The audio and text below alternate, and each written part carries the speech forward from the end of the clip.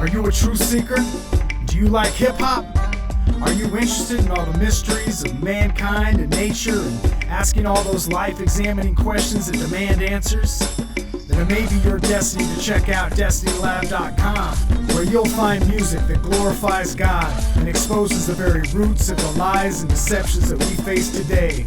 Issues like creation versus evolution, aliens and UFOs in the spirit realm, fallen angels and the Nephilim, transhumanism and artificial intelligence, the New Age and occult, the Illuminati, the New World Order, and how all these things tie into one cohesive story and one ancient plan that is explained in the Word of God.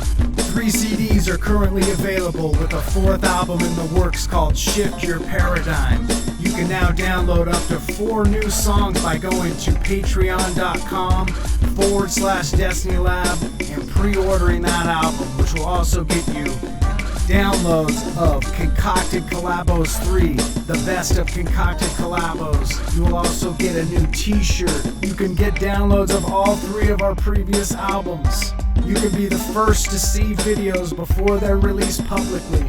If you go to DestinyLab.com, we also have a new forum where you can meet like-minded people and discuss some of the issues we talk about in our music. We have a new shop with hats, t-shirts, mugs for both Destiny Lab and Digging for the Truth. Anti-alien t-shirts, hats, and mugs are also available at DestinyLab.com. Please help support a ministry that is thinking outside the box. God bless you all for listening.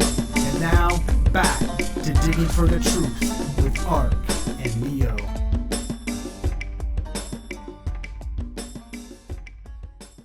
Hello and welcome to Digging for the Truth with Ark and Neo, episode number 25. And tonight we're going to be talking about the beast's eternal hunt for DNA and how the enemy has always tried to manipulate DNA for some reason, and it's doing that to this day. And we're going to kind of talk about how that was done with Hitler a little bit and how that connects to some things going on today. How are you doing tonight, Neo? Oh, excellent.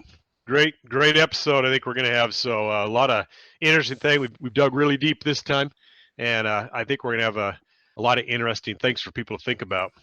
Yeah, I've done a lot of detailed investigation here, so I'm excited to go over this. Yeah, well, you said it right. Satan is his plan from the beginning.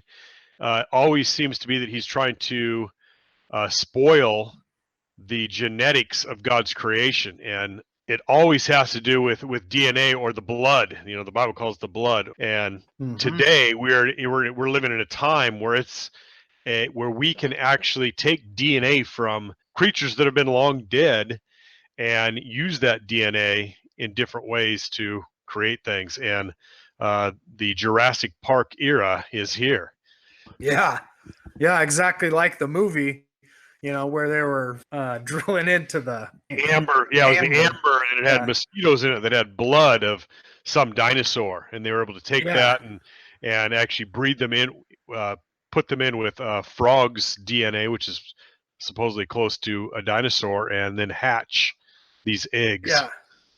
Well, isn't it fascinating too that they've recently discovered in the last few years that supposed millions and millions of year old dinosaur bones still have soft tissue inside the bones that they could possibly extract DNA from. So tissue still intact, DNA still intact. It's kind of putting a big hole in the millions of years theory that is based upon circular logic. We've talked about that in the past.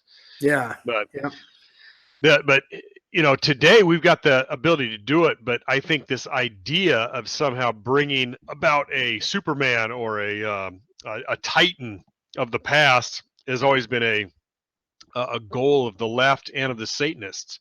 And before, they didn't know anything about DNA and how they could do that. So they needed to find a live person that held the blood of one of these ancient ancestors, which we would call the Nephilim, that still may be alive. And they were actively searching for millennia.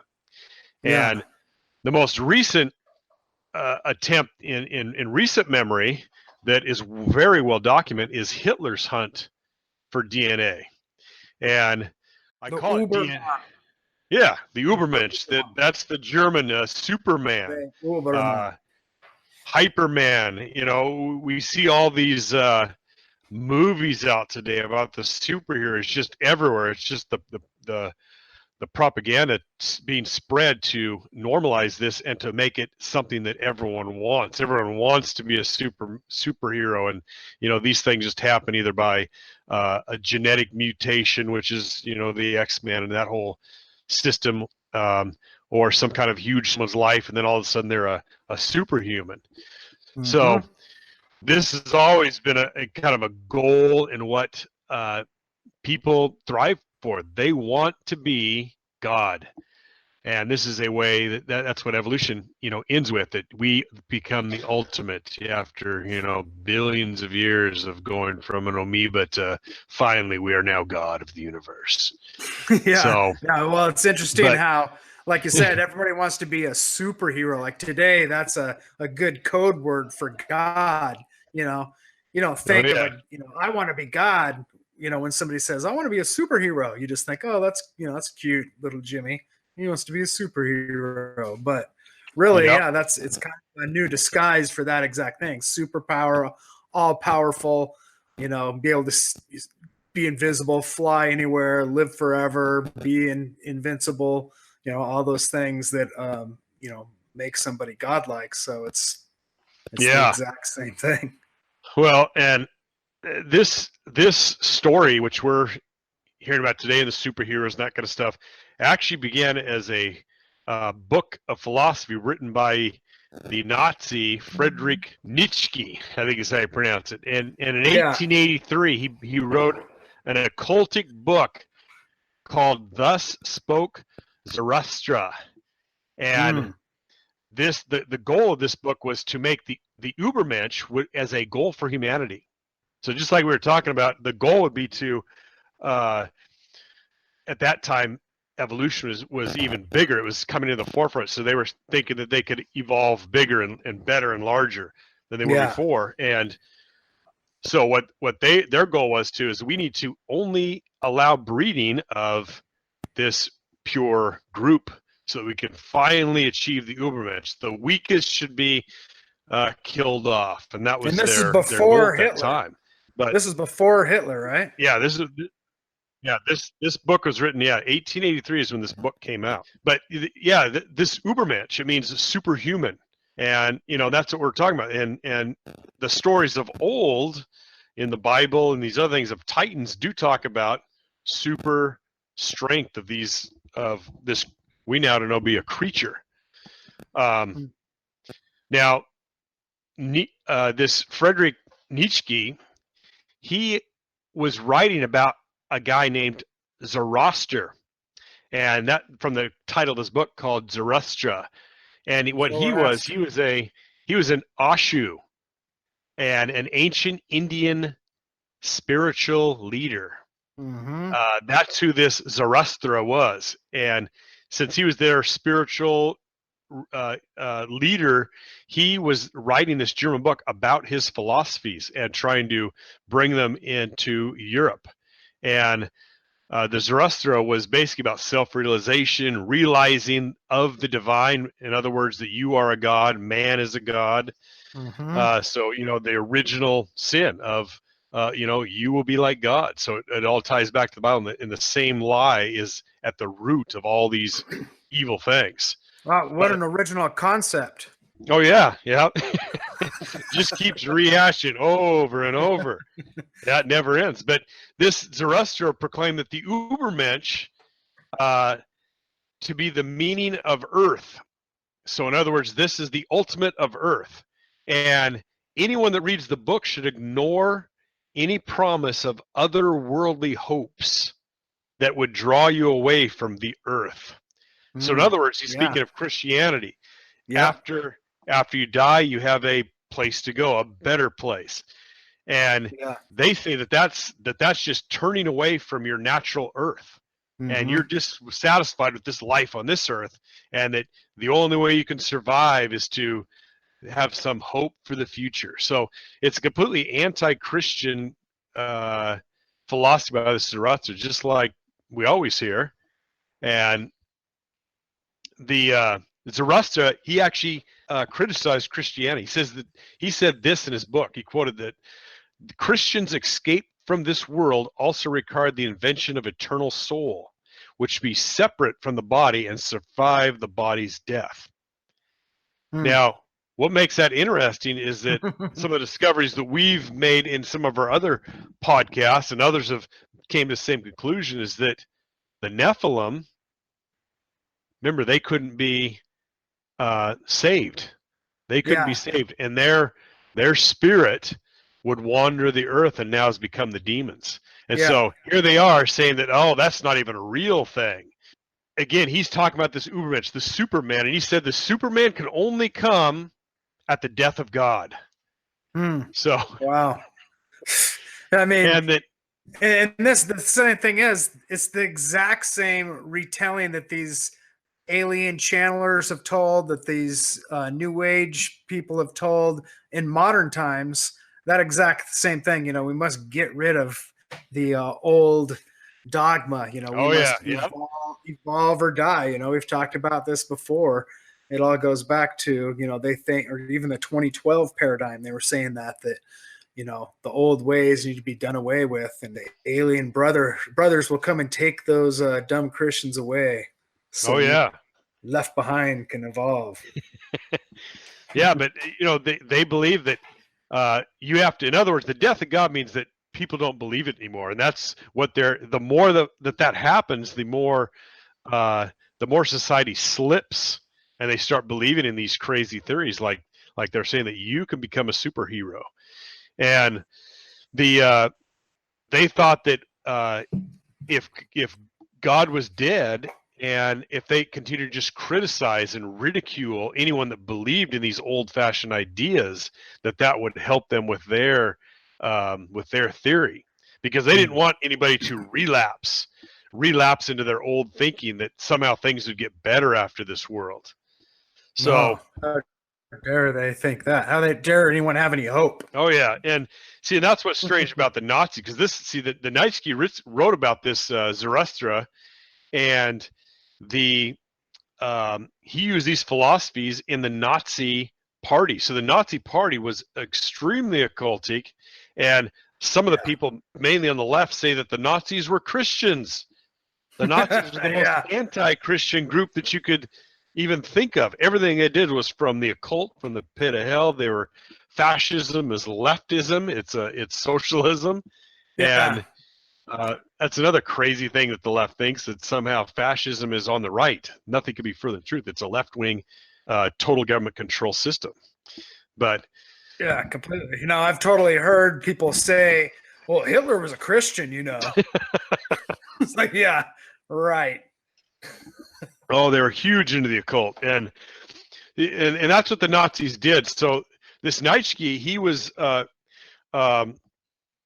helping out Hitler in many of these things. And one of the things that they told the German women, that your greatest accomplishment would to give birth to an Ubermensch. That should be the aspiration of all women. And and if they, you know, so that's why they had these birthing centers. I don't know if you heard about those, but in Germany they actually had birthing centers. They'd take these women that they thought had the best genetics, again, to reach this superhero status, and they would breed them there. And it was considered a huge privilege to be there, to be, you know, and you know, you couldn't marry anybody. You just got whoever they said you were going to have this child with. That's who you would sleep with for a while. And so again, all these crazy stuff. And the other thing that Zoroaster said is that if Jesus comes back to earth, the Ubermensch cannot be created. So here they are saying, oh, they don't exist. You know, there's no such thing as God, but if God does something, we'll fail. So it's almost like they have to tell you what they're going to do, even though they're lying about it, because you know, they're saying that we can be destroyed by God, but don't believe in him. So it's almost like the leftist way that they do things, that they say it's almost like in backwards world. They project what they're doing on someone else, on whoever they're trying to attack. It's just a crazy setup. And that's how demons speak too. It's like demons like almost are commanded to tell the truth, you know, especially according to the power that God has over them. It's like, you know, when you quote scripture to them or whatever, I've heard people like basically, you know, interacting with demons and they're doing some sort of like exorcism and basically command them, hey, in Jesus' name, is this right or wrong? You know, you're under this authority, and they'll have to basically proclaim, yes, that is true. I am under the authority of Jesus. You know. Yep. Yeah. Well, you know, this whole philosophy, see, it came up from this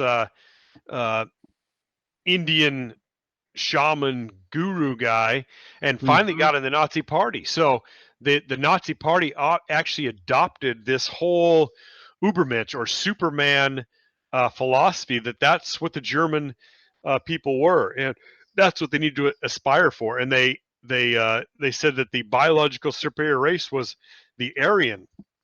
Well, and I thought, haven't we talked about before where, you know, Helena Blavatsky was the one that kind of gathered a ton of this information, and that's who Hitler was really into. But maybe we'll get into that here. All the and that's coming up too. That all the philosophy of the Nazis was occultic, all from the pit of hell, and those became the foundations for the. And not, you know what Nazi means? It means National Socialist Party. So left wing socialism is the economic system of communism. So fascism and communism are the same thing. It's just a different way of leading the people. So the real Nazis are the Antifa types. Oh yeah, exactly. Now here's the interesting thing. So they put it out there that the Aryans were the master race, and they convinced the German people that, hey, you guys are meant to rule the world. That's why we're going to go on these wars, because it's a good thing. So that was the propaganda being spread by Hitler. But remember, they were huge occultics, and they believed that most of the German people did not have the blood of the Ubermensch. And so they had to go on a hunt for where they thought the last remnants of these Aryan race, which again, we'll find out a little bit later. The Aryan race is not what you think. It's not the blonde-haired, blue-eyed Europeans. But anyway, in 1938-39, Hitler sent a huge mission to Tibet. And there was 5 members of Heinrich Himmler's feared shock troops, is what they're called. And they passed through the gates of Lhasa, and their mission wasn't to try to find Shangri-La, which is another ancient story about that area, but instead they were out there to find this remnant of this Aryan race, which they believed was hidden in the Tibetan plateau somewhere. And this Heinrich Himmler, a lot of people have heard of him. See, all this is passed up all the way from up to Heinrich Himmler, who is extremely occultic, like I said before, and he believed that the legendary forefathers German race would possess supernatural powers that the Nazis could use to conquer the world. So remember, this expedition is right before the war. So now my understanding as well is that a lot of this had to do with search for Atlantis, and Atlantis and reawakening this Atlantean type of belief system was kind of always the going back to the master race and all these ancient Ubermen, that's kind of what the Atlanteans were in legend, was this master race. Yeah, well, see, the term Aryan is actually from Sanskrit, and it means noble. And in the Vedas, which is the most ancient of the Hindu scriptures, the term Aryan is described as a race of light-skinned people from Central Asia. So this is the Middle East. So keep that in mind. And they were later, these light-skinned people were conquered by darker skin, which is called Dravidian peoples of the Indian subcontinent. So they actually came from the east.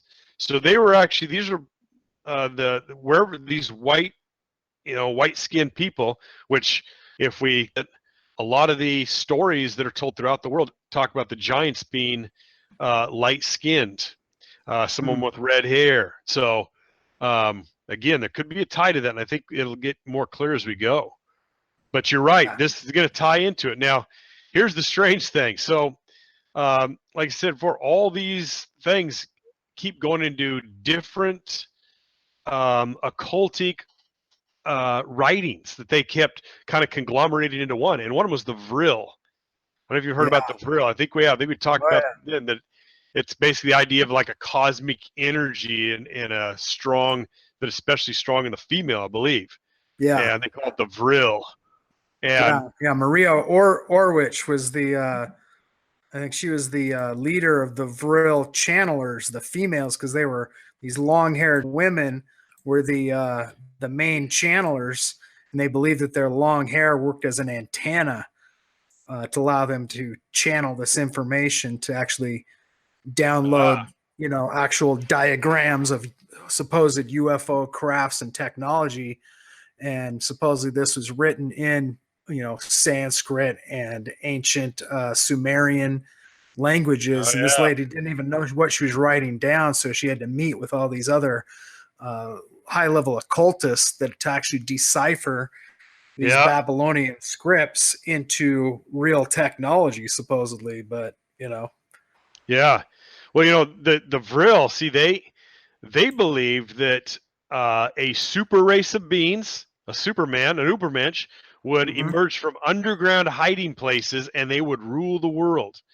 And Hollow Earth. Yep, Hollow Earth Society. That's the Vril. And they said at this time the upper classes of that time had numerous secret societies, and they were talking about this all over Europe. They're propagating these ideas of these underground super people, and it went all the way from people who were devoted like the Holy Grail, or followed drug mysticism, or Aleister Crowley, or even Buddhist and Hindu beliefs. But they all came back to the same thing about the Vril. So that's it all has they're all connected in some way. It's family tree.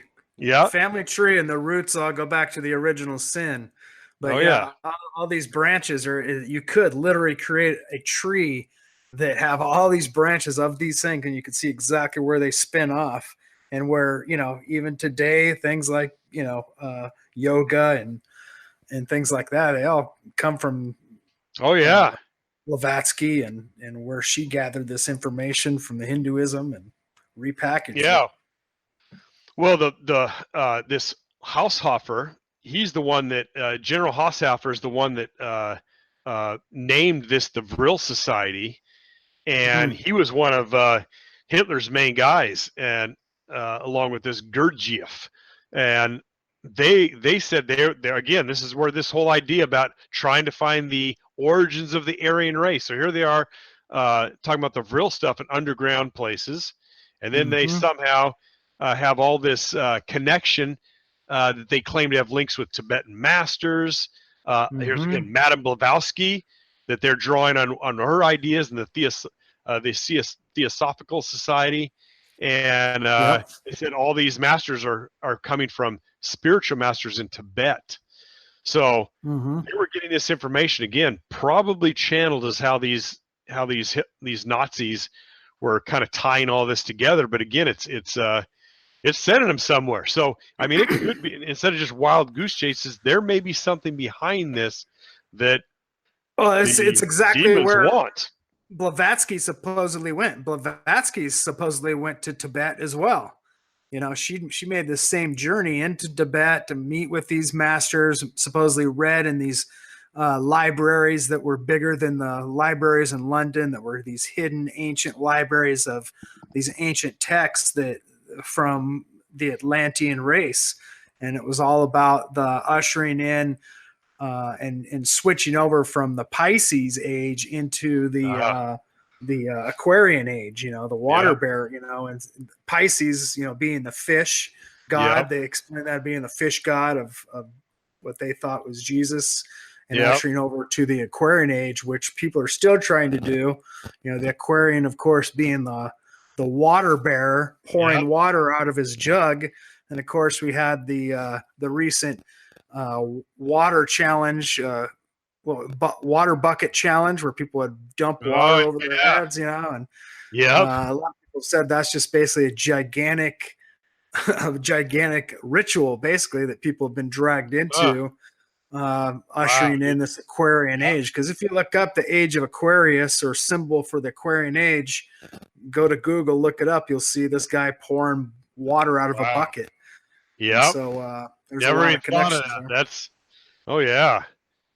and I mean, that's great. And then so this Vril society around 1919, the Vril society kind of gave way to a different society doing the same thing called the Thule society.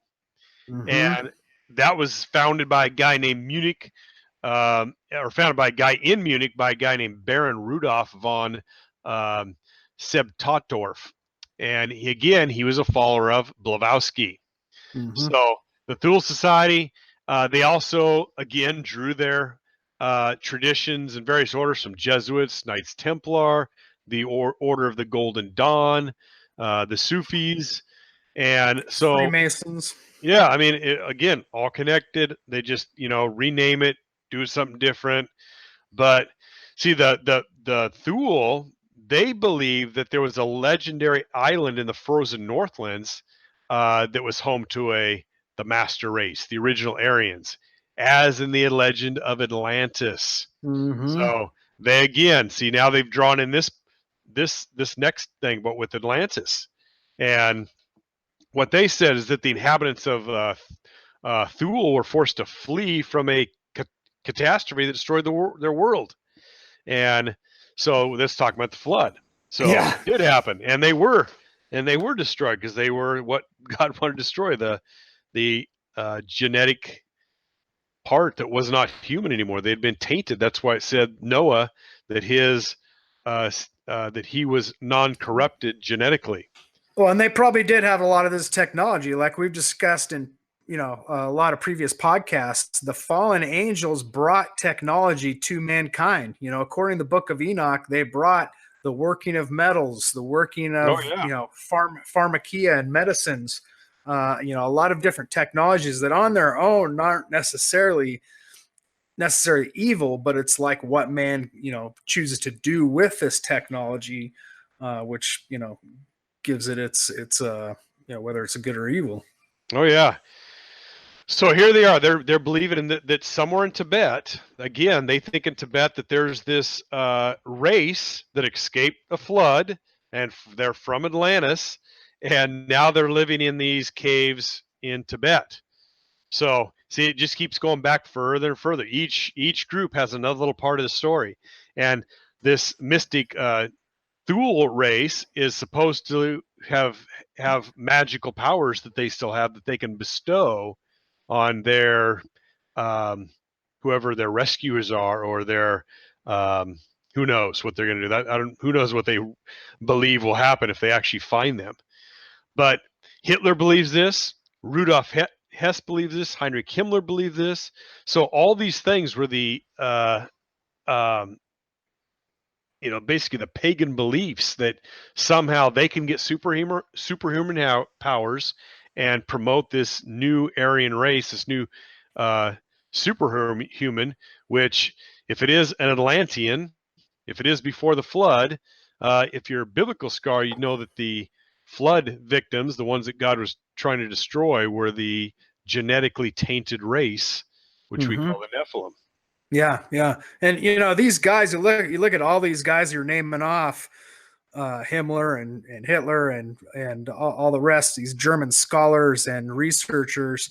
It's not like these people were stupid. So how do you think these guys were all drug into believing this? Do you think they're actually seeing things that we don't know about, given some sort of proofs, or brought to some sort of like mystical seances or magic shows where they were actually able to see some sort of apparitions, or I know they have this castle supposedly where the Thule Society. Oh yeah, and they have this big round room where they supposedly performed all these weird rituals. I think there may be a lot of things, like I was saying, where they see something happening, whether it's a apparition or a channeling with something or some sort of connection with these spirits, and they're giving this information, that can only, I think that's the only way these people at such levels of education and knowledge would actually all at the same time be believing this. What would cause them all to suddenly, all together and the entire country fall under this spell? The entire German country fall under this same spell, using this, occult Nazi symbol, which is actually an ancient Tibetan symbol, and from Hinduism as well. So I mean, all these things, it's just kind of strange that people were willing to do this, but there must have been something that was either supernatural or paranormal. Dragging them in. I think we're seeing it today in our country a little bit. That's why people are so, acting crazy. Christians have been, they've been wondering what is going on. Is it demonic possession? It's some kind of mind control on the left, because they are out of their minds. Yeah, it's like the Nazi people were acting, with this, crazy look in their eye back then for Hitler, but they're acting crazy like that in anger against Trump. So against goodness. So yeah. But so Hitler got all these ideas from all these mystics and went on these journeys, but what were they really looking for? What were they really trying to do? Well, I think at that time they thought that there probably was some people living underground still alive, not people, but beasts, Nephilim. But they may have been disappointed. I don't think they found anything. But today, I don't think we need to have live specimens. And I think that's why if there's an ongoing hunt, even more rigorous than what Hitler did, for this hunt for DNA. And one interesting aspect is that in March 2010, so only 8 years ago, they found a finger bone of a humanoid that in what's called the Denisovia cave in the Altai Mountains in Siberia. And he said when they did the DNA tests on this finger bone, it was different from either Neanderthals or modern humans. So it's a brand new hominid, a brand new type of person. Denisovians, I've heard of. Yes, Denisovians. Yep. And it says that some of the people today have up to 3 to 5% of their DNA being of this Denisovian. So there are some people alive that have some of these characteristics, and I think they especially talked about in Tibet that the people that kind of lead people up the mountains, and I can't remember what they call them, but on these people that like to climb Mount Everest and that kind of stuff. The Sherpas. Yeah, the Sherpas, yeah.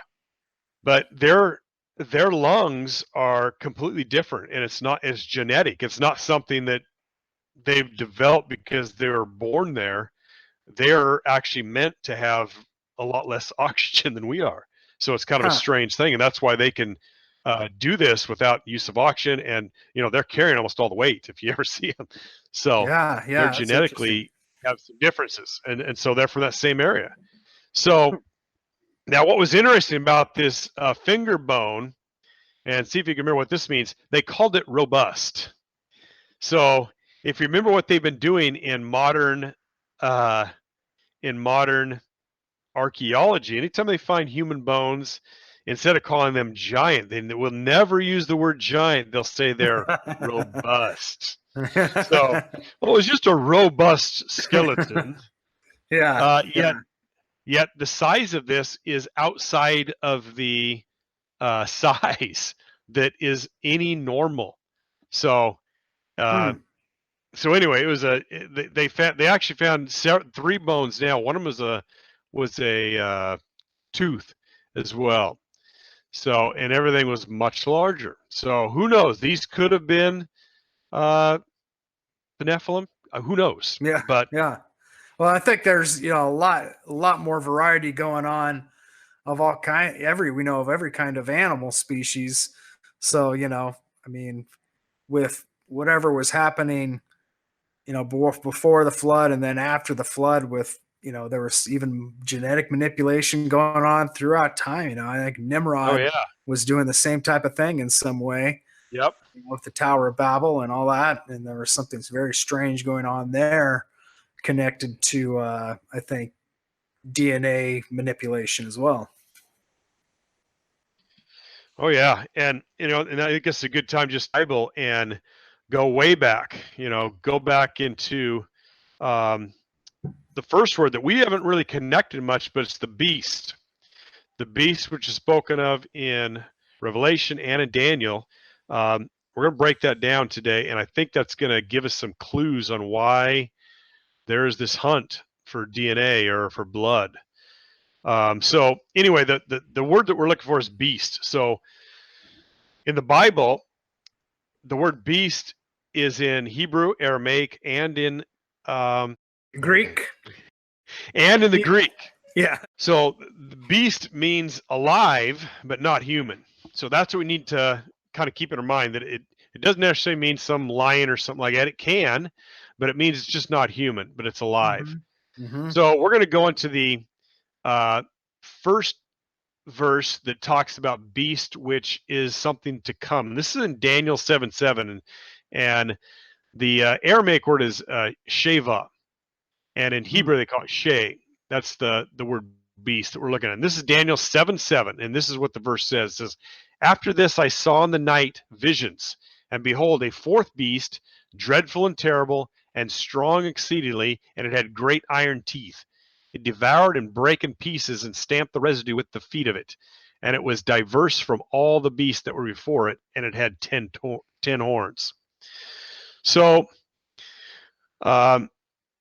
this beast is the fourth beast, and it's not the same beast that's in Revelation. And this is the beast that they're talking about here that Daniel sees is basically a succession of kings and rulers that have ruled the world. Mm-hmm. So it's a kingdom of some sort. And Daniel 7:17 confirms this when he says that these are four kings. These great beasts, which are the four kings, are four kings which shall arise out of the earth. Okay, so whether or not those kings are, they're saying out of the earth, is if they're pure human or have different type of blood, don't know about that. Well, it's interesting that it describes this this beast with iron teeth, which you think, well, if it's just supposedly describing a real animal, you can't. What animals have iron teeth? It can't be a real physical animal that has iron teeth. So it's got to be some sort of representation of something else. Definitely is. He's seen a vision, so we'll kind of see that when they call them beasts, but then usually one of the kind of the biblical rules is that if you want to take things literally as much as you can, especially in this case because he actually tells you that these beasts are kings, are kingdoms in succession. So he actually interprets his own verse for you. So there's no question that that's what it is, that it is a representation of kingdoms. But let's hope it's not a real beast, coming with the whole transhumanism thing of merging animals and machines. Who knows? We'll get further, and the word beast doesn't always mean the same thing either. So we'll get into that, and that might be more interesting. But so this fourth beast that we just talked about, see, we skipped the first few because this is the one that's associated with the last kingdom because it talks about the saints, and this one's being different from all the rest. It's worse. Like you said, it has teeth of iron, nails of brass, and it devours and stamps stamps residue with its feet. Yeah. And so then it talks about that there's 10 horns were on its head. And see, Daniel has the same vision twice. He has it again in 7:19, 20, 21. And here's what it talks about. That these 10 horns that were on its head, and of other which came up, and before whom 3 fell, even of that horn that had eyes and a mouth that spake very great things, whose look was more stout than his fellows. So this last horn is the beast, I think, in the book of Revelation, and we'll find out a little bit later why that one is. But see, these 10 horns are different kings, and again, he will confirm that a little bit later. Daniel will. Now, look was more stout with his fellows. It almost sounds like they're saying he was robust. Yes. Well, and the other thing is that he spoke great things, and it said he had a mouth that spoke great things, and that's kind of important because that kind of ties him, because those 2 things are made clear in the book of Revelation as well. Yeah, I heard that That's before. what it says. And the next verse says, I beheld, and the same horn made war with the saints and prevailed against them. So that same thing happens in the book of Revelation. This horn, so they're calling it a horn, but it's a beast. It's a leader. Made war with the saints. He made war against the Christians, and he would beat them. Yeah. So and then the next verse says, until the Ancient of Days came. So that's speaking of Jesus Christ. And judgment was given to the saints of the Most High, and the time came that the saints possessed the kingdom. So now they're talking about the millennial kingdom right there. Daniel had a parallel vision in chapter 2, and there's one verse in here that's very interesting that we've talked about before, and that's Daniel 2:43. So I'll read this to you and see if you can remember what we talked about before in Daniel 2:43. So here it is, still talking about this beast, but he's seeing it in the form of a statue this time. Same, it's just a different form, but it's the same story. Here's what it says, Daniel 2:43. And whereas thou sawest iron mixed with miry clay, they shall mingle themselves with the seed of men, but they shall not cleave one to another, even as iron is not mixed with clay. If you remember that verse, whoever this they is of that final kingdom, they're going to try to mingle themselves with the seed of men. Yep. So that means they're going to try to breed DNA. They're going to do something, again, genetically, but it says they won't cleave. It won't work. It's not going to work. Just like you can't mix iron and clay, it's not working. Something is wrong. Something's off. Yeah. And miry clay means dirt or man. So that's why it says miry clay. So man is signified as the clay, like God made man from clay, from the dust of the earth. And the iron is the other thing, whatever it is, whatever this horn is, whatever this last kingdom is, it won't mix with that. Well, and, I talk a little bit about that in this new upcoming song I'm going to be releasing called Translucent Cabal. So I'll be having the video release of that here by the time I release this. So if you haven't checked that out, look up Translucent Cabal. I talk about the mixing of iron and clay in their veins and how that will be something in the end times. And a lot of people think that's connected to the transhuman connection of something where they're trying to mix humans with something else, whether that's artificial intelligence or just the manipulation of DNA in general through, things like CRISPR and some of these things that they're doing already. So who knows? Well, and, we just talked about the clay being man and iron. There's if you look at the first time the word iron is used in the Bible, talks about a guy named Tubal-Cain, and he was given iron by the angels according to other texts. So that's now, kind Tubal-Cain is one of the big guys in the Freemason following. Yeah, they follow. Yep. Yeah, I think there's more to that guy than we know. So we just talked about this fourth kingdom and their rulers. So this last king that doesn't mix with people. So I'm going to look at the characteristics, because that's kind of how we broke down a lot of other things. We looked at the characteristics of them, not necessarily the name, because the names keep changing. So let's talk about the characteristics, see if we can match them up with things. So there's 6 characteristics of this fourth kingdom, this fourth and last kingdom. One of them is that they're different from all the others. And it's an Aramaic word Shana, and it means altered, changed, transformed. So keep that in the back of your mind. The other one is that it'll humble or subdue 3 previous kings. A lot of times, a lot of commentators think that the 3 previous kingdoms are still around even today. So it's like countries, and he humbles or subdues those other kings. So in other words, he's a world leader. He makes war against Christians, constantly harasses saints.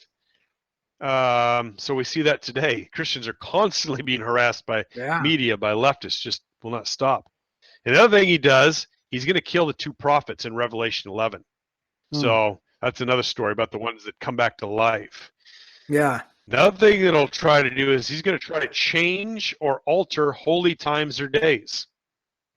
So we already see, they call Christmas Xmas. Why don't they call Halloween Xween? It's just to take out the word Christ. Yeah, exactly. It has nothing to do with, we're just trying to make it shorter, fit in the sign a little easier. Yeah. That has nothing to do with it. Christ just happens to be, knocked out. Or I've heard people say, actually, that does mean Christ. They put the X and it represents a cross. Don't you see? It's a cross.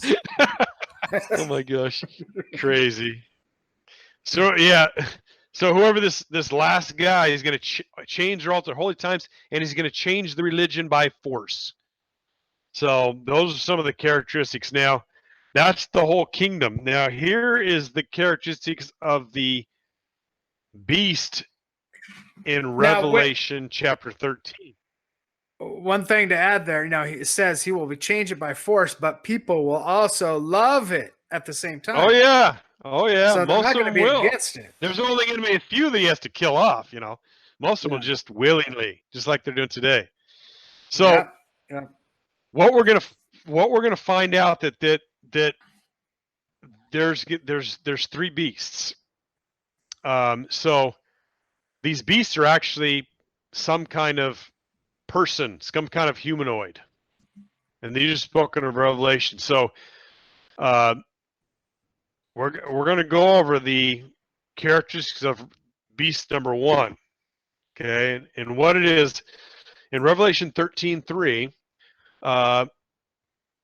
One of the heads or rulers of the fourth and final kingdom gets a deadly wound, and he was healed somehow. So he had this wound by a sword, and somehow he's either healed or he actually came back to life. So that's one category. This person actually comes back to life. This we'll just call it beast 1. So think of the beast as a Nephilim, as a giant of some sort, but not necessarily giant in size today. They may not be giant size. They may look exactly like us, because remember, they're going to be DNA modifications. So, it's the bloodline.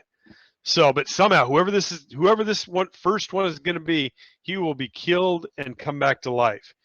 He's also his Satanists. Revelation 13:4 says he's worshipped by Satanists.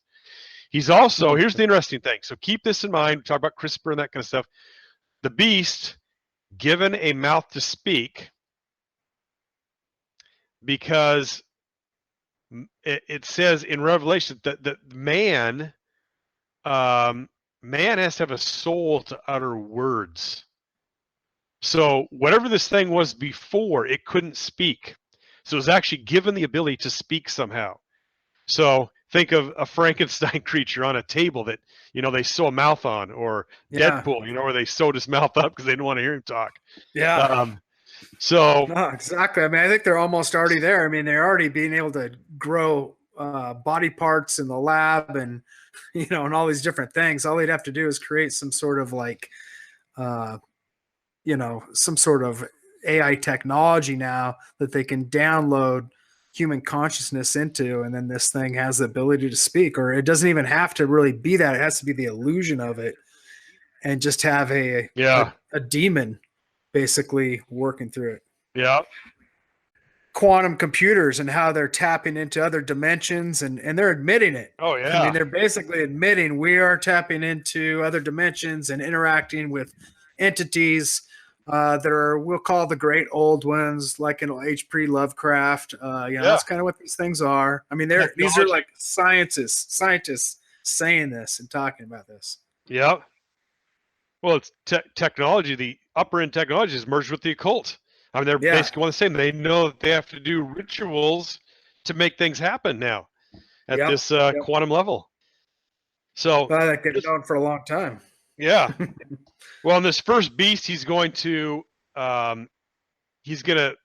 do mega blasphemy, blasphemous slander against people's good names and speak against God, the tabernacle and churches. So he's gonna badmouth any churches, badmouth any Christians, and he's also gonna badmouth those that live in the heavens or sky. That's kind of interesting. I'm not sure exactly what that means. If that's, we've talked about maybe that there's a false rapture, or the way they say that the rapture happened is that the spaceships come down. So maybe this guy is like saying those spaceship guys are the bad guys. He's somehow that's how he gets control of the world. Is that the guy that can fight back against these otherworldly beings, when the otherworldly beings are his buddies.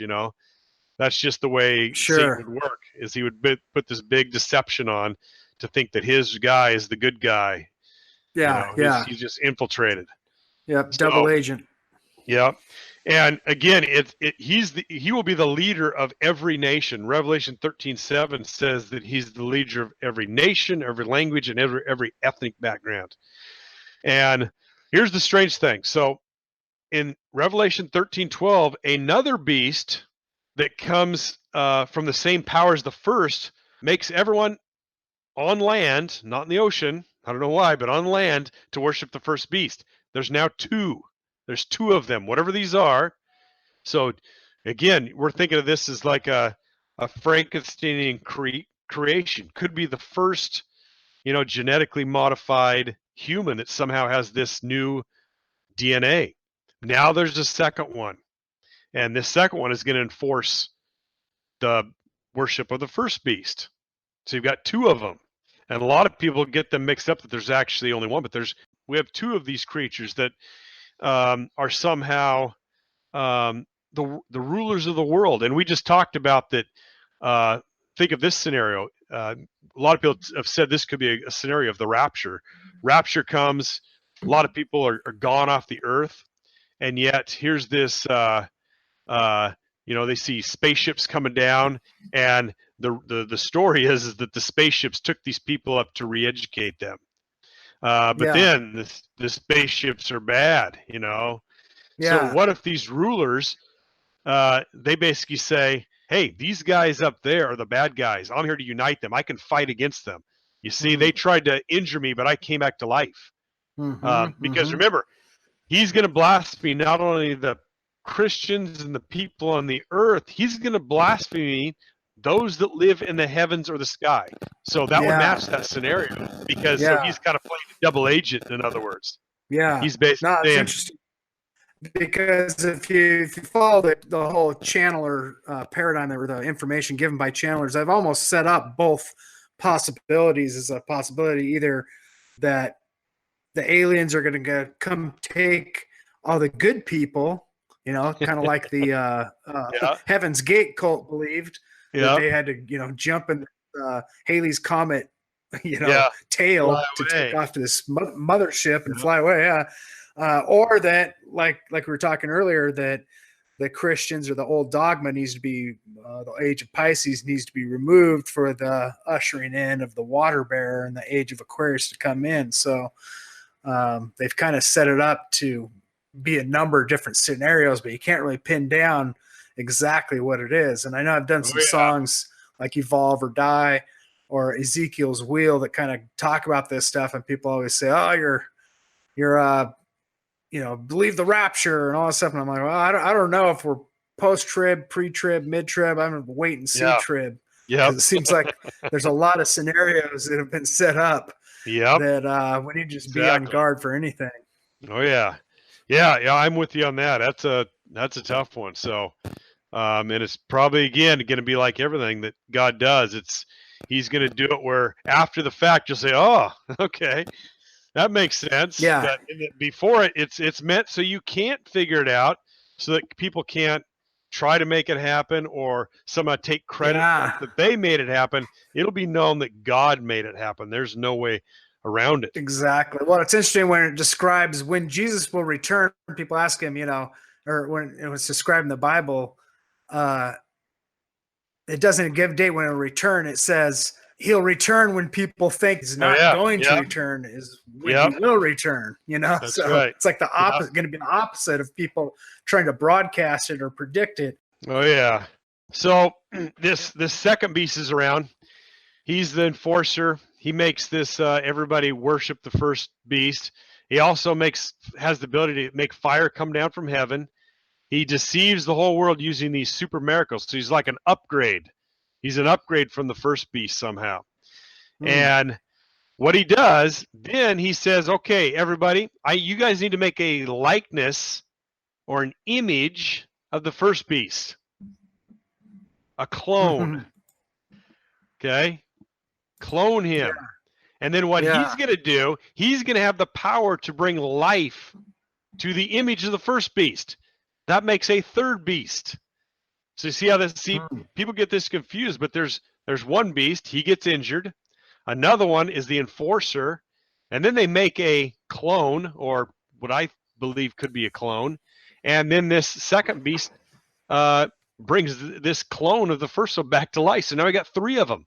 Wow. Well, that definitely seems to fit with kind of what these people are trying to do within the transhuman realm, is create kind of like the opportunity to have like a clone kind of on hold, just a body on hold, that basically if this one does die, that they could just download their consciousness, right into the system. And there's, that basically every single night when they go to sleep, their consciousness is uploaded into the system. And then, if they're killed that next day, they just reboot, just kind of like a backup hard drive or whatever. Yeah. And just re-upload it into a new body. So, I mean, and they're talking about, how can we know as everyday people what really is going on behind the scenes with some of this DNA manipulation and at the higher realms, unless you're involved in that and you're a, some sort of, scientist involved with that, you're probably not really going to know what truly is happening there and what truly is possible and not possible. Yeah. And from our perspective, it seems impossible, but so does, television and cell phones. I don't know how that stuff works. It seems impossible to me.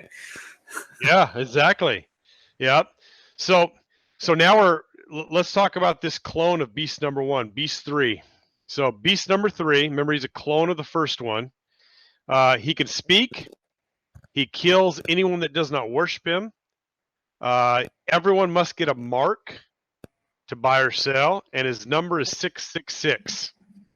So this last one has a name, and you could calculate it. It's 666. And they all have unclean spirits, all 3 of these beasts. And here's what's strange. I don't know if you heard this verse. Revelation 16:13, it says, and I saw spirits like frogs come out of the mouth of the dragon and out of the mouth of the beast and out of the mouth of the false prophet. So I don't know if that's connected, because the false prophet, the dragon, which is Satan, and this beast, maybe one of those beasts, who knows? Maybe only one of them has life at the same time. So we just talked about these 3 beasts, and so we are assuming that beast 1, 2, and 3 are all contiguous, that they're all alive in that end time scenario. That may not be the case. And I'll show you why. Because that's what, as you're going through, is you're probably thinking, oh, okay, end times, there's this beast, and he's gonna, make everybody, he gets wounded and comes back to life, and and makes people blaspheme, get God, all that stuff.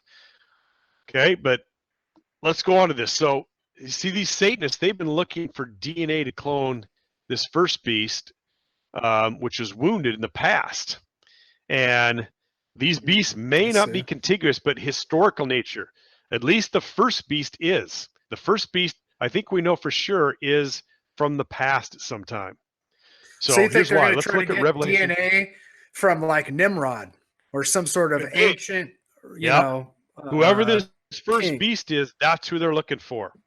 And if we could, and I searched, but I couldn't find any story about someone that was wounded and then came back to life.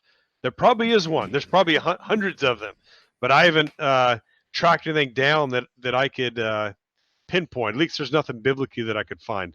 Maybe one of our listeners. Well, it seems like, you know, who could they find blood of, and is, you know, and then also know who it was. You know, if they're trying to mimic, you know, the Messiah and Jesus Christ, maybe they would actually take something from some sort of relic that they claim, like the Spear of Destiny and all these other things. Yeah. Where that could possibly have Jesus' DNA, you know, hidden within the layers of the spear, that they could somehow take that and clone it and then use that as their way of saying he is the Messiah or something. I mean, who knows? I mean, that's how Satan works, is always take something of God and twist it. Yeah, and we see how these occult systems come about. They just keep merging into another one, but yet they all have the same bottom line of what they're trying to do. So what about the frog guys out there? What about how everything's like everybody's using that frog picture? What's that? I don't know. I don't know what that's supposed to be about. That doesn't make any sense to me. Well, that's what's so weird. Yeah, I know. They see it like the weird smile. Yeah. Where did it come from? How did it get here? I don't know. How to get here? It's used supposedly by both sides, like both the right and the left. Claim. So some people say it's from Trump or something, and other people, it's like weird. Kekestein. Yeah, it's one of those other those things that could be almost like a ritualistic type thing. You know, when you get something that goes viral, and all of a sudden all these people do it, like the water bucket challenge or the kek or all there's weird things like that. You're just like, this seems supernatural. This doesn't even seem like, or it's like the Pokemon thing, you know, that was going crazy for a while, or people were just like running crazy through the streets. I mean, it just seems like every once in a while there's this supernatural phenomenon that just erupts on a large group of people where they just go crazy for a while. Yeah. So here's what Revelation 17:8 sees. It seems to there will be 3 beasts total. This is what it says. The beast that thou sawest was and is not and shall ascend out of the bottomless pit and go into perdition, and they that dwell on the earth shall wonder, whose names were not written in the book of life from the foundation of the world, when they beheld the beast that was and is not and yet is. So there it just basically, it says it was, and it's talking about the one you just saw in your vision too. It says it says the beast that you saw is not and shall ascend out of the bottomless pit. So, I think what he's saying is that he's not at that time. He's going to come from the bottomless pit.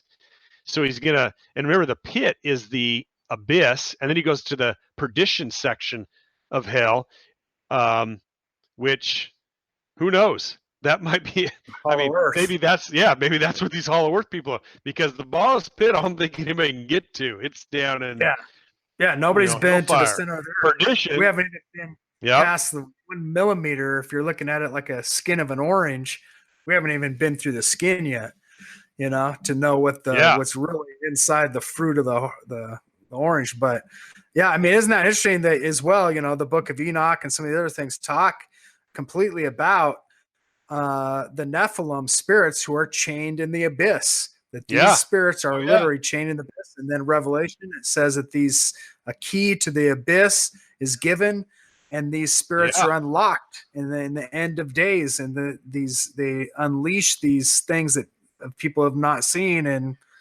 forever. You know, these creatures, that the sting of a scorpion and all these crazy things that you think seem like otherworldly. Well, that may be just because they are, and they literally are being held in a cage until their time. And when you going back to the way that they, if you've ever heard some, exorcists and how they work, when they tell it's demon or a spirit, you're going to go to the pit, they seem to freak out even worse, when they're told about the pit.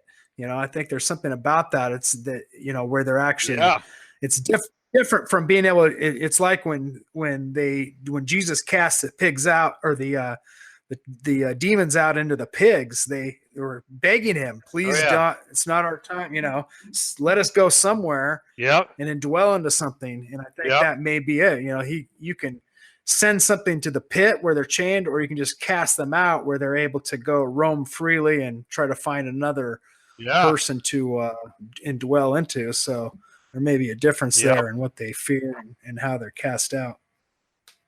Yeah. Well, listen to this. In Revelation 17:11, it says, listen to this. You want to hear a riddle. This is what it says. And the beast that was and is not, even he is the 8th and is of the 7 and goeth into perdition. So who knows what that means? But it goes on. These have one mind and shall give their power and strength unto the beast. So whoever these goes 8 the hive are, mind. hive mind stuff. But in the end, we'll win. Revelation 19:20 says that the beast was taken, and with him his false prophet that wrought miracles before him, with which he deceived them that had received the mark of their beast, and them that worship his image. These both were like a fire burning with brimstone. So they're gonna get it in the end. But we need to dig. There's a few more things that we need to talk about. So one of the things that in Revelation 13:14 or 13:4,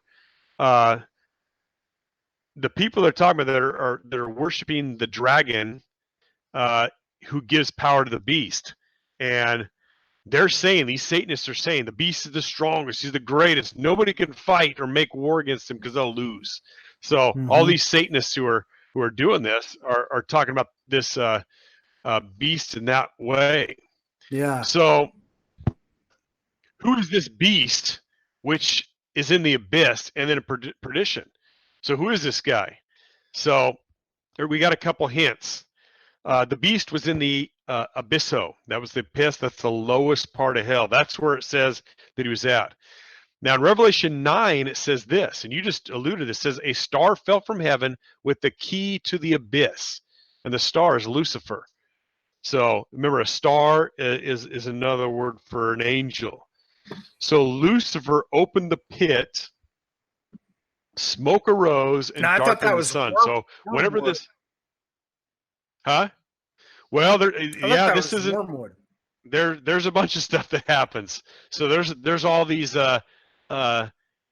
seals and woes, and there's a lot of stuff. I'm just trying to focus on that. Otherwise, there's so many rabbit trails that you can go down that I didn't even get into those parts. But Lucifer with this key does open up the pit, and when it happens, smoke comes out, and then there's so much smoke that it darkens the sun. So that's whenever that happens, or whenever it did happen, but I think it's going to be a future event. It's going to be dark, and out of this pit came something called a Kree, or locust, and these things are he's trying to describe them the best he can. They're probably demons, is what they are. They're the demons in some kind of form, mutilated form. But remember, they were in that lowest part. They were chained. They were the worst of the worst that that Jesus pinned up in there. Like you said, there was some that were free and roaming around, going into pigs, and but these guys, there's some that are chained in the deepest spot, and they do not want them out. And also, the king of the locust. The king of the locust comes up with them, and it's a fallen angel. And this guy is so bad that they actually name them in Revelation in both Hebrew and in Greek. They tell you the name in both languages. In Hebrew, it's called Abaddon, and in Greek, it's called Apollyon. Apollyon. Yep. So we actually have a few verses that talk about the Hebrew. So they did this on purpose. They gave us the Hebrew name on purpose so we could link him to these Old Testament verses. So in Job 26:6, 31:12, and Proverbs 15:11, they mention Abaddon, and what it means is destruction. So this king of the locust, his name means destruction. There's something very interesting, though, that is in Job 26:5, the verse right before it talks about destruction or Abaddon.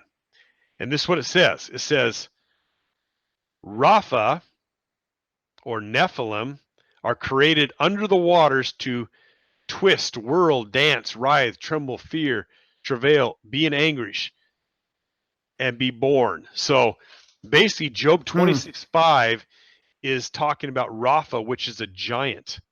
And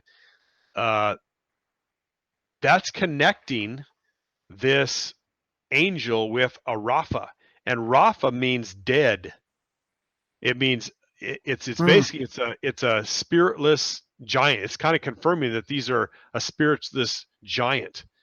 And so we've heard the tribe of the Rephaim, and it says that they are born under the waters, which is kind of weird, and that they're born by twisting or writhing, or to be in anguish. So the words that they use there are kind of that's the kind of put it in our language on what it says.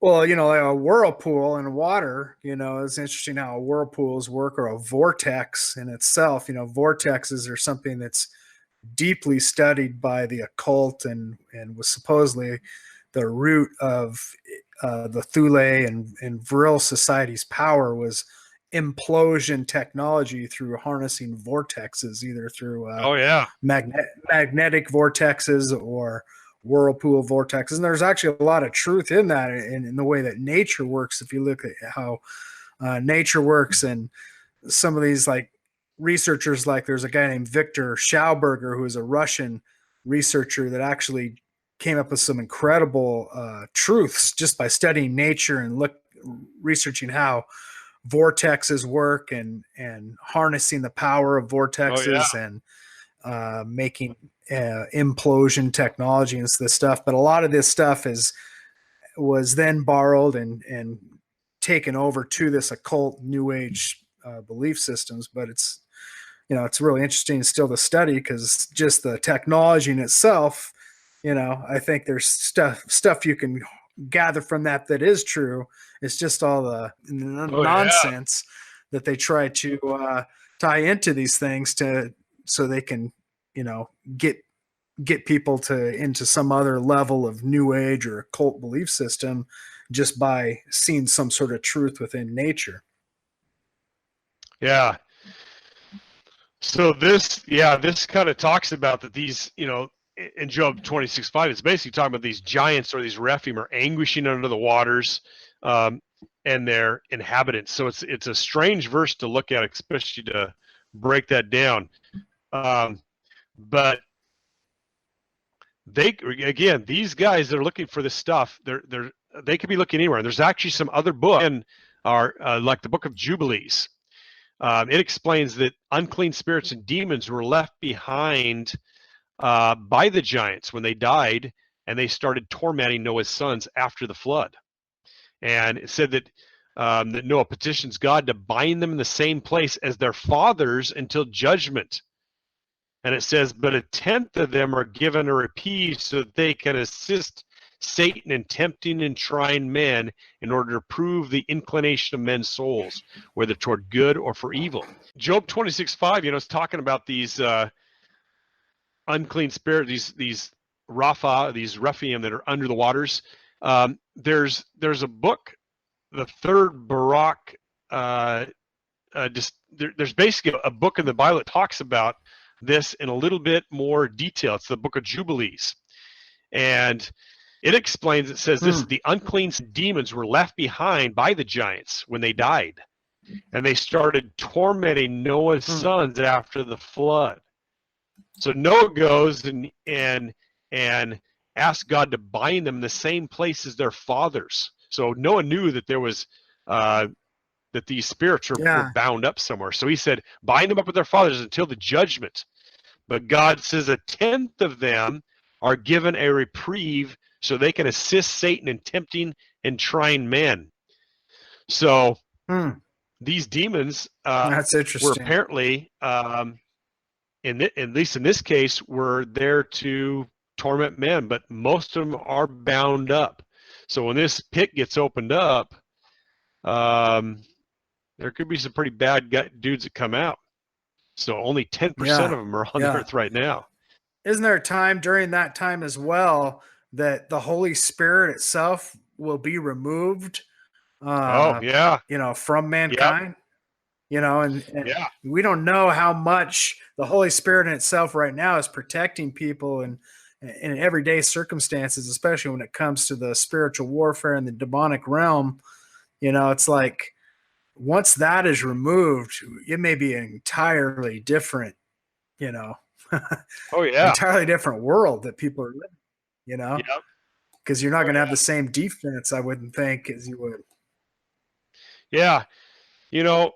And people don't realize it because it's not taught very much, but giants are mentioned in the Bible unbelievable amount of times. I mean, there's 7 races of giants mentioned: the Rephaim, Nephilim, Zumzum, the Emim, the Anakim, the Zamzuman. There's actually almost 10 giant cities that are named: Ashtaroth, Karnam, Bashan, Idri, Gaza, Gath, Ashdod. So a lot of these cities are still around today. There's giants are named over 30 times in the Bible by name. We know their actual names. Yeah. So here we've got an account in the Bible of the names of giants, what they did, where they're at. I mean, the Og is mentioned 22 times in the Bible. There's a guy named Anak 9 times, and it tells you how many sons he has. So we've got the greatest giant after the flood, which is probably the one who they're looking for. The Bible calls Arba. So Arba was the father of Anak, and Anak had 3 sons, Ammon, Shishai, and Talmi. And these 3 were actually eventually killed by Joshua and his men as they conquered those. But there's so many stories about giants. Everybody knows David and Goliath, but they don't know that there's Ishbinab, there's Saf, there's Sippai, there's Lami, there's a 6-fingered giant, there's Argob. I mean, all these guys are mentioned in the Bible, and people just gloss over. They say, it can't happen. But, I think we need to start paying attention to the giants of the Bible so we can understand what's really happening with this genetic stuff that's happening. No, it's really interesting, actually, talking about these cities that were these giant cities, and people think, well, we'd find evidence. Where are these giant cities with, giant, temples or whatever? It's like, well, if you look at like the foundations of almost every ancient city, especially in the Middle East, all the foundations of these places the foundation rocks have these humongous stones that like nobody knows how these the most giant stones got there. And then people in later times built new cities over those original stone platforms that were probably destroyed, probably at one point, either in the flood or through, God's wrath or whatever is, afterwards, or people just dismantling these ancient cities and then rebuilding them from the ruins. Oh, yeah. But the foundation is still and there. At the base, and the biggest those are the biggest stones, and nobody knows how those got there. And they're oftentimes much finer in their detail, the way they're carved. They're completely carved differently. They're much smoother. The jointings are much better done than the later construction. So it's a completely different construction method and different race that was building there. Oh, yeah. And the one of the most interesting verses in the Bible is in Isaiah 26:14. And this gives us some real insight into what happens after the giants died. It says this: they are dead, they shall not live. They are deceased, they shall not rise. Therefore hast thou visited and destroyed them, and made all their memory to perish. Now, when it says they are dead, the word dead is Rapha. That means giant. So they are giants. And it says, when it says they shall not live, it means they cannot rise again. Their spirits are stuck here on the earth, which again goes back to what we Enoch. So, but it's interesting that God made their memory to perish. But who knows about these secret societies? They may be the only ones that are keeping track of where these original giants were buried, and just keeping it alive, because I think Satan has a vested interest to keep this DNA, to keep some of this tissue alive until this time when the technology could do it. So he's been waiting to be able to bring one of these back to life. And we just talked about Job. That's interesting. It says that these things were made under the waters. So they're like zombie-like now, whatever they are. We may be looking underwater for DNA right now. Like you said, it might be this Atlantis. Maybe we have found Atlantis, but they don't want to tell us. You look at places mermaid like zombies. Yeah. Well, the Smithsonian. I mean, look at the Smithsonian. They've been known for 100 years that they're covering up giant human bones. Why? Why would they cover that up? Yeah. Anytime that you hear a newspaper story about giant bones, and they were shipped off to the Smithsonian's, and the Smithsonian has no record of it. They were shipped to the Smithsonian. I mean, here's hundreds of coincidences.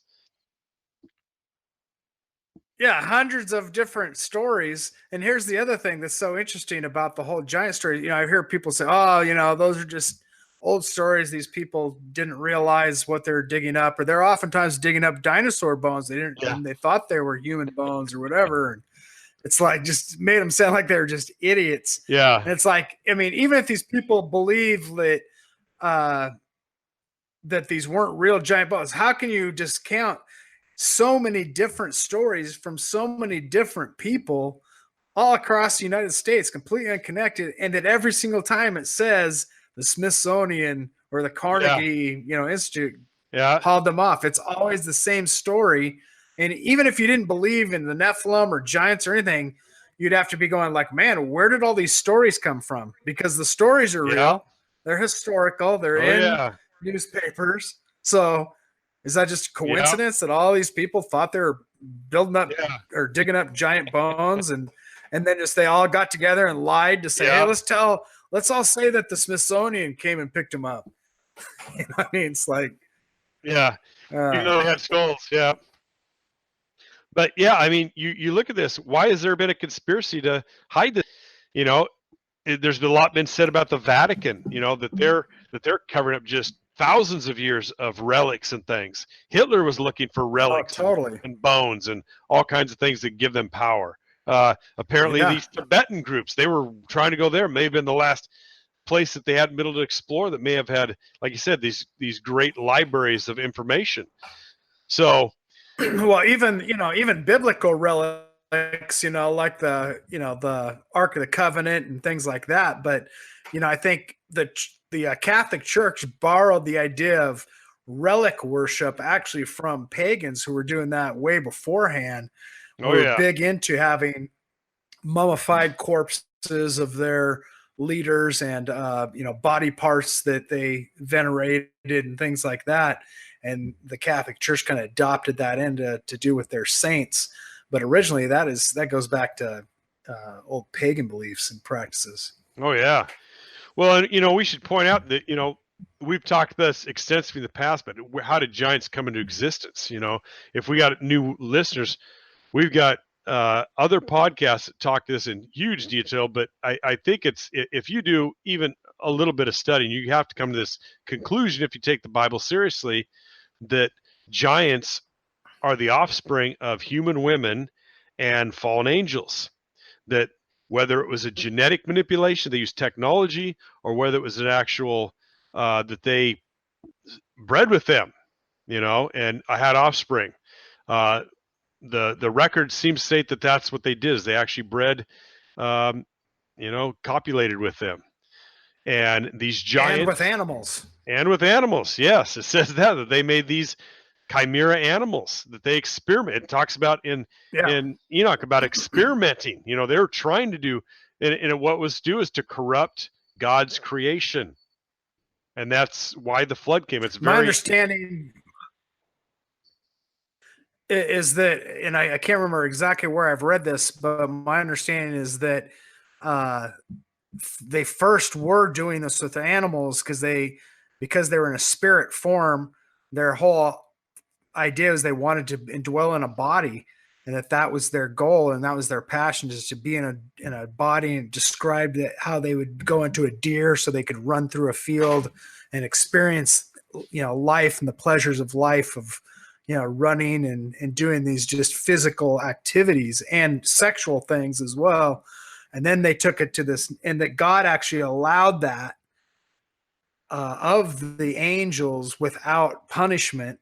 But then they wanted to have sex, and that's when it got into, that was the one thing that was forbidden. And once they started actually having sex and actually procreating, that's when it started creating these, chimeras and, probably the things of where we get, these ancient beliefs from in Greek mythology of these half human, half beast creatures, and cyclops and giants and all these, mixed up creatures that were probably in one shape or form, possibly real at one time. Yeah. We're in a world right now where that is a definite possibility. You could literally see a centaur. How many people would want to have a horse body? There's going to be a bunch. I mean, we're going to have people. I mean, I think it's a big psyop right now to, anybody that criticizes anybody that's trans anything, you are the worst person in the world and you need to be shot. I mean, that's literally what they're teaching, that if you think you're a butterfly, you are a butterfly and nobody can say any different. And we'll make that happen in the future. So again, genetic manipulation. We're in that generation right now, and we need to know what the Bible says about it. And they already have like studies. The elven race and the wolf race. You can look it up, that there's huge groups of people that call themselves wolf spirits, and and they actually want to be recognized just like the trans sexuals. They want to be recognized as trans species. And so this trans species movement is huge. I mean, look it up. Trans species, trans age, anything you can trans into, you can be, take your pick. Trans robot will be the next thing, and you'll just, I want to be a robot. Furries, like they call them furries. Because they think furries are the. They wear tails 24/7. They have little ears they put on, and if they could literally get a tail connected physically, they would do it. They would do it. I mean, totally. All tattoos. It's all this body manipulation is all to prepare us what's coming very soon with genetic, genetic babies. Designer babies. They're going to call it. It's going to come out as the greatest thing ever, and you're committing child abuse if you genetically modify your child, because we can make sure that they won't have any diseases. Nothing will ever go wrong. They can have butterfly wings if they want. They can do whatever they'd like. Well, and if you can clone yourself, if they get to the point where you can clone yourself, you would be able to make a genetically modified version, perfect version of yourself. So in that way, you can say, well, I'm not really manipulating anybody else. This is me. Yeah, it's just me. It's going to be me, so I'm going to make a new version of me. And then I'm going to make a little homunculus baby. It'll be my slave baby. I'll just tell it to do what I want to do. It's going to work for me. I don't really need to work anymore. I'm the boss, and I'll just have a bunch of slaves that'll do everything for me. And you can see if I die, I can just upload my consciousness into it. Yep. And just crazy times, and there literally is right now genetic ethicists that are talking about these things in the law. Who owns a clone? So there's genetic ethicists out there right now that are looking into the law of the future of what it's going to happen if you clone yourself. Do you own your clone? People out there, genetic ethicists, and what they're doing, they're trying to figure out right now what the future laws are going to be concerning clones. If you clone yourself, do you own your clone? Yeah. Can you sell your clone? Is your clone, is it your slave? Is it a person? Does it have any rights? So they're talking about that right now. We are at that time. So we're Don't you tell me interesting what times. I can do with my body. Yeah. This is my body. Yeah. Hey, it's all they've already laid the matched up stage for now. There's a few hints that I came across of where they might be searching right now, of who you've got to somehow get this to make this beast come back in. This last Superman who's going to be part of this Antichrist trio of some sort, and I think they're going to start in the Hebron area. There's a town called Kirith Arba. Kirith Arba in it, and Arba is the greatest post-flood giant mentioned in the Bible. He was the father of Anak. And here's what's strange. There's a place there in Kirith Arba called the Cave of the Patriarchs, and that's where Abraham, Sarah, Isaac, Rebecca, Jacob, and Leah are all buried there. And the building that is on top of this is actually the oldest building in the world that is still used for its original intent, which means for thousands of years, it's been doing the exact same thing.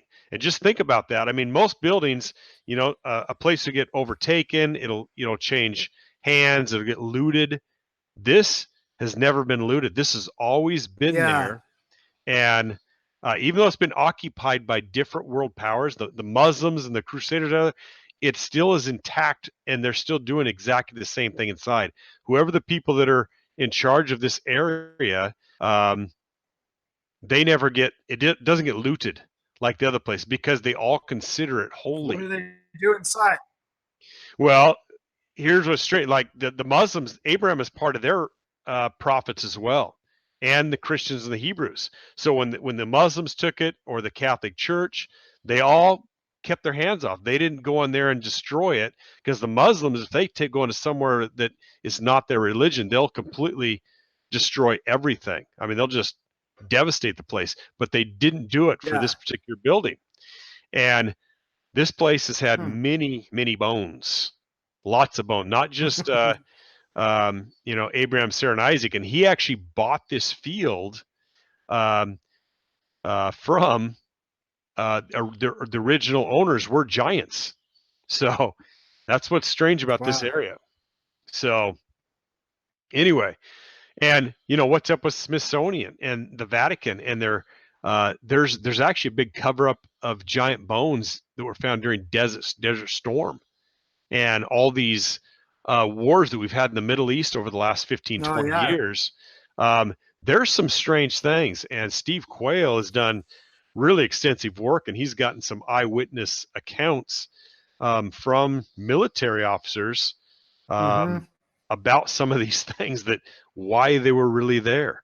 So these secret societies. Yeah, I've heard about the fight they had and supposedly killing a redhead giant that came out of a cave, possibly, and there's some extensive podcasts and research and interviews with the guys that were there, and it's pretty interesting to listen to. I don't know what to think of it, because there's so much hoaxes and disinformation when it comes to the Nephilim and giants now. That and I think that's totally on purpose. That they basically have all these fake pictures out there. They've actually had contests to see that they'll propagate. Say, hey, we want you to see who can come up with the closest looking thing to a skeleton thing that looks like a giant skeleton, and then they just use it for disinformation. And then people out there who are really researching this find that stuff and say, hey, look, it's pictures of real giant bones. And then they start presenting it and look like idiots because it's not real. So, and then they feel like, oh, then I've been burned. This stuff's not real. And they quit researching it. It's just, it's ridiculous, because you gotta go back far, and that's why I like it, and I think you do too, studying like the old newspaper stories and some of these things, because that's history. You can't change you know, some of these old scripts and manuscripts and books and newspapers that were written, you know, way before the time of the internet. Oh yeah. Yep. Yeah, we're in a time where we're kind of right in between that time when information can still be freely found, but it is closing fast. I'm telling you what right now, Google's search engine is broken. They have totally. I don't even use it anymore. So I use DuckDuckGo now. They're censoring so much information. I mean, you'll search about something like the Kavanaugh accusers, what's in the news now. You search up something about that, and it's completely different. Google has covered anything out that's critical of the accuser of the Supreme Court judge nomination. So you can't even see it. You just think, man, this guy's terrible, and it's all true. When the information out about this lady just shows that she's not very credible. But anyway, it's happening all over there. But that's their key word that they've used in, like, if you've seen their broadcast, they just show a broadcast where anybody who's on the side of this witness, that's their key word they've used. It's like they've all got together and said, use the word credible. Use the word credible. Oh, yeah. And they all get up there and say, this is a very credible witness. Yeah. And then it goes to the next person. She's very credible. Next person. This is extremely credible witness. It's exactly. They all got together and memorized a script. Oh, yeah. It's hilarious. All the same. They're just fake like, news. They're all in, you know, the same echo chamber. Just boop, boop, boop, all just talking, saying stuff. Yeah. But yeah, it's puppets off the same string. Yeah. But we're finding information right now, but it, like I said, it's closing fast. And we did our last podcast on the what's happening in China with the social score. They're going to bring that worldwide. I mean, and most people will willingly do it, and they'll just start implementing things. They're already doing it. If you're too conservative, they just ban you. You're banned from Twitter, banned from Facebook. You're you can't use PayPal. They just banned Alex Jones from PayPal today. The other way they use this is like things like where you can sign up if you're a frequent flyer. You can sign up to like bypass all the security. Yep. And basically move right up to the front of the line, you know, and incentives like that they put forward, I think will be the huge thing. If they can tell people, all you got to do is, you know, get this. Just deny Christ and, you know, just deny Christ and you'll be able to go to the front of the line. You know, exactly. That's basically what it's going to come down to. First class. Yep. Just say that you're not a Christian and you hate Jesus. Just do that and you're great. But if you don't, you know, hey, we're not against you. You can have that belief if you want, but you know, this you just can't do this. But you're free to do it. Free to do it. We're not. Yep. Author incentive. Yeah, we're not discriminating at all. You know, it's free world. It's up to you. Free world. You have complete freedom. Yeah, and that's how it works. I mean, it just keeps going on and on and on. Yeah, that's how it's always worked. Well, we've really dug into, you know, like I said, the mark last week and this week, the beast on how this beast, it sounds like the occult left is really trying to make this beast come about. And who knows what else is out there? I mean, we may have to go back and just kind of go on a rabbit trail like Atlantis. You know, what's all this Atlantis stuff about? You know, because that seems to be kind of at the forefront of all this occult things, is they somehow have got some information on Atlantis. Totally. Yeah, I recently sent you some videos, and I looked up this stuff off the internet to try to find these videos. But originally, I found these videos at a thrift shop. It was back in the mid 2000s. I found these videos on VHS, and they were called they're called The Dawn of the Gods and the Brotherhood, the Great Brotherhood, and it had basically all this information by somebody calling himself the Prophet Elijah.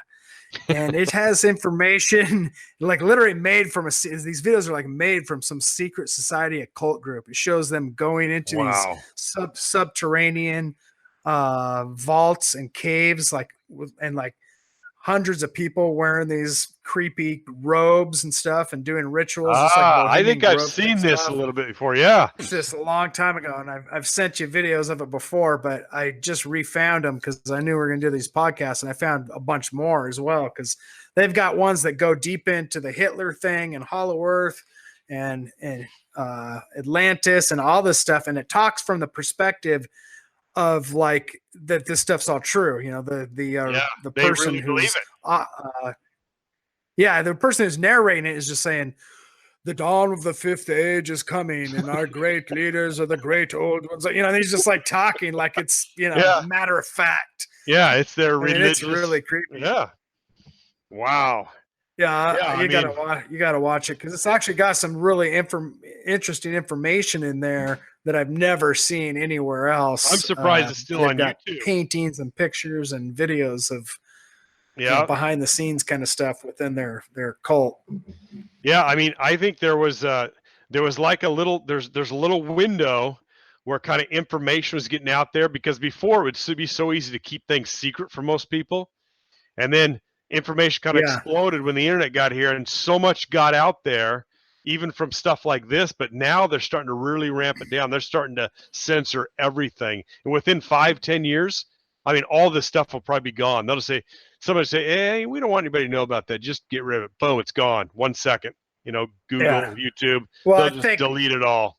Part of dismissing it and getting rid of it is actually externalizing it in a way.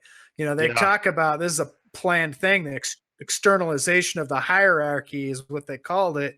You know, Blavatsky and Annie Besant and some of these New Age leaders that talked about this thing called the externalization of the hierarchy, where they literally have to externalize what their plan is and what the the occult doctrine is, and kind of like that's like with this song that I'm going to be releasing, Translucent Cabal. Oh yeah, you know, that it's really a translucent cabal. It's not hidden. It's right out in your face, right on the open, so much to the point where you just dismiss it. Yeah, like that's how they're trying to get people to just accept this stuff as just everyday. You know, vampires and magic. You know, there's another movie coming out. It looks like some Harry Potter movie. You know, glorifying magic again, and it's like every movie out there is about this, and just kind of like making these things mundane and just blasé to the next generation of people who've just grown up seeing it as just, nothing. Just an everyday thing. And it's interesting. It's always the elite, the rich and elite. Yeah. The families that have been in power, especially in Europe and all over, are always the ones that are into this stuff. They're always into the occult and things like that because it's been generational, and they're hiding and hoarding. And I think that's really happening in Europe. Europe is really turning into an oligarchy where they're just getting rid of any liberties or rights that people used to have in Europe. They're just basically just a big psyop. You know, you're a racist if you don't believe that we can do whatever we want, and I mean, it's just crazy what's happening. The putting people in jail. Tommy Robinson exposes pedophiles. He gets put in jail. You know, that's basically what happens. You know, they don't want anybody to know what we're doing. Wow. You know, because that's what they're all into, these creepy things. And you know what? The thing is too, it always goes back to that podcast that we did on the ancient gods and what they do. Those exact same behaviors. There's a huge occultic group that does the pedophilia, and it talks about in the Bible in that podcast that there's one verse that names all 10 types of occult behaviors, and that's one of them, and it's huge right now, huge. You know, and we just talked about another one. This group. There's something always about. There's something always about taking children, innocence, and the taking of innocence, or the killing of innocence, or the degradation of it. And I mean, there's something about that well, it gets a lot of power from, or the demonic realm does. And it's disgusting.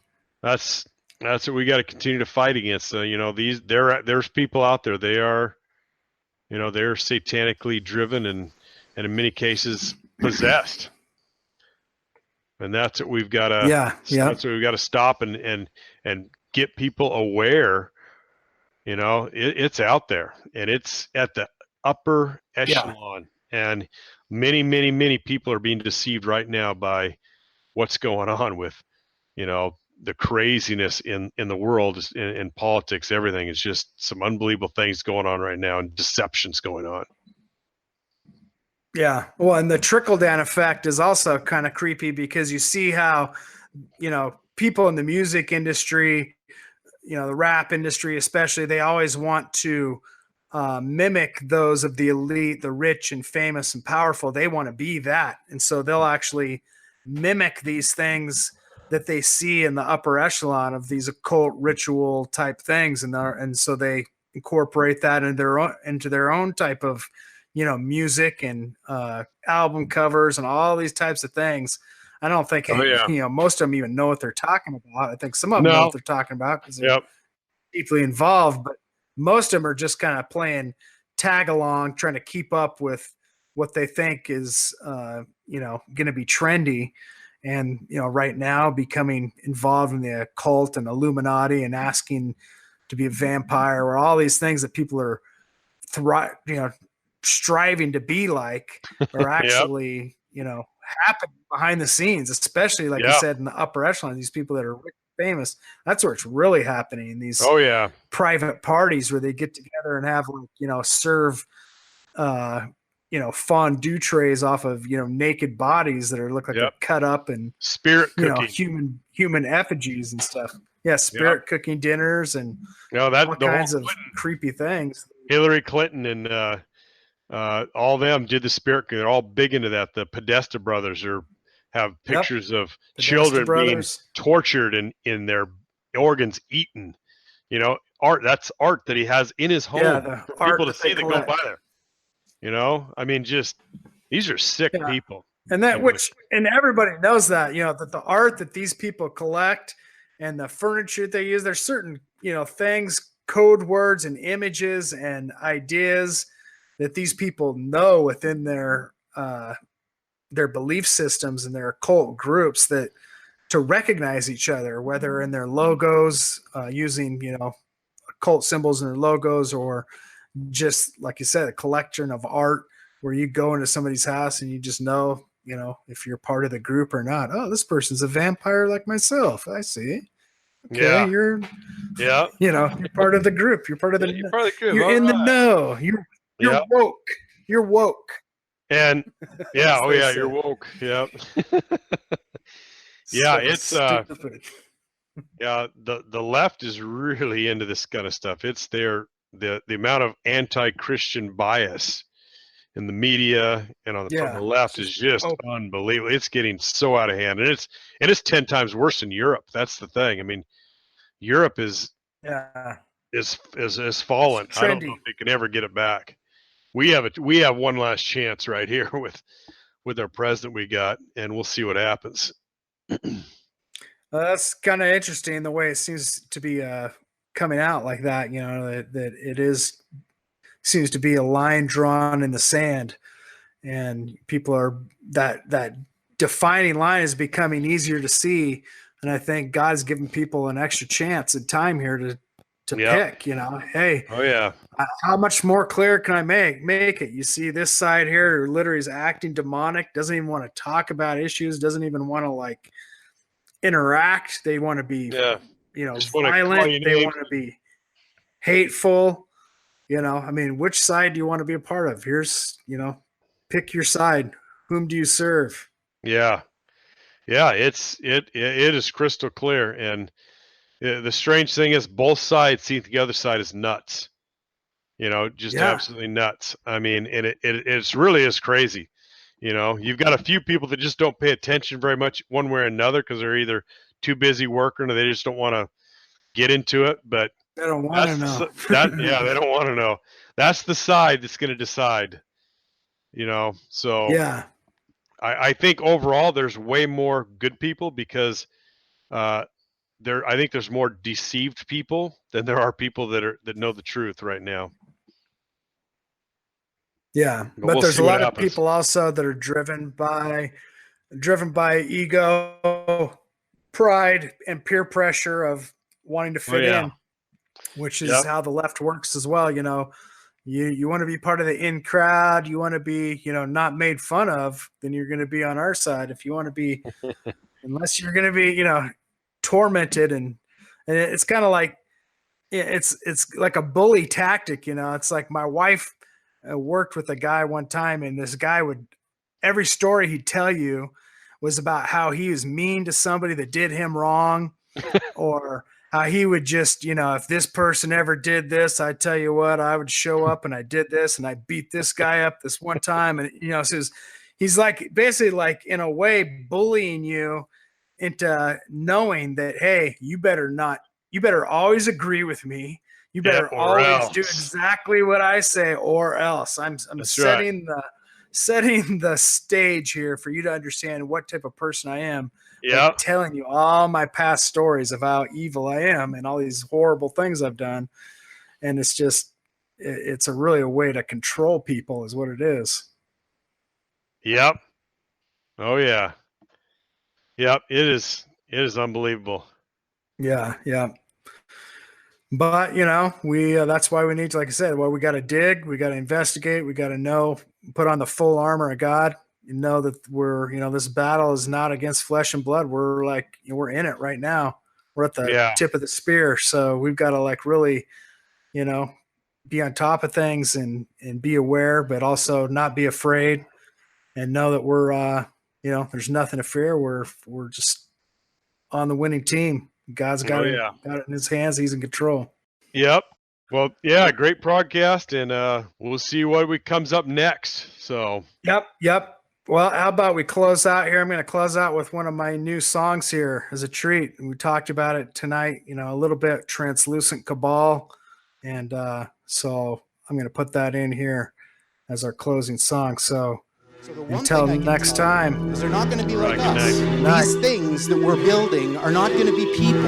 And these things that we're summoning into the world now are not demons, but they're not good, they're not evil. The same way that you don't care about an ant is the same way they're not going to care about you. There are entities that are not going to be aligned with what we want. There's a plan and a scheme to merge man with machines, to reprogram our genes, to replace human beings with something obscene, a transhuman dream, a self-aware robot that can't be redeemed, a puppet on strings with programmable brains, a mixture of iron and clay in its veins, the legal man seed with nanotechnologies, and demo the mark of the beast artificially, bypass the boundaries of death and biology, instantly stop all decay, reverse entropy, quantum computer control powered memories, customized bionic babies in factories, born with androgynous genderless pedigrees, born with no souls, without an identity, molded identically, all grown synthetically, alchemically.